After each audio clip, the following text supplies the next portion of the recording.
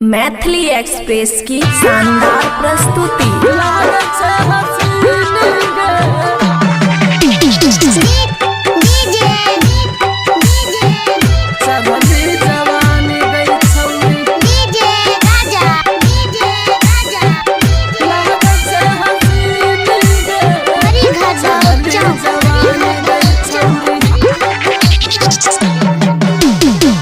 चढ़ली जवानी गई छौरी लागै छै हसीन गे।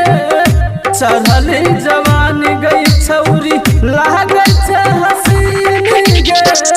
बचाई के रखे है गई, बचाई के रखे है गई नया छौ मशीन गे।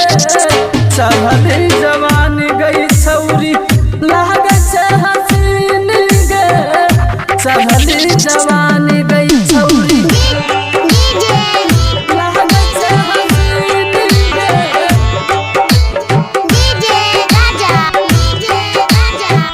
चढ़ली जवानी गई छौरी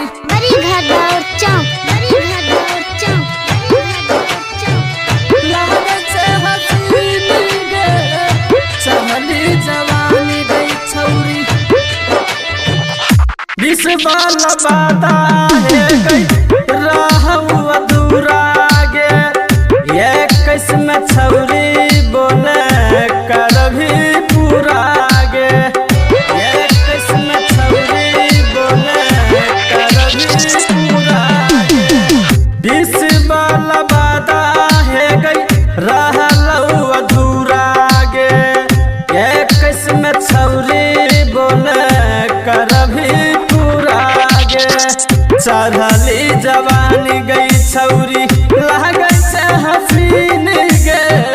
बचा के रखे है गई, बचा के रखे है गई नया छौ मशीन गे। चढ़ली जवानी गई छौरी लागै छै हसीन गे।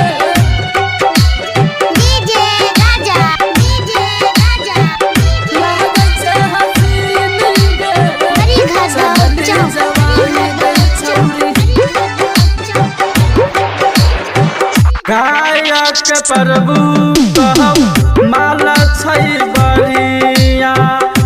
राइटर कुंदन कहै बनैले कनिया। राइटर कुंदन कहै बनैले कनिया। गायक प्रभु कहब माल छै बढ़िया। गायक कुंदन बनैले कनिया। चढ़ली जवानी गई छौरी लागै छै हसीन गे।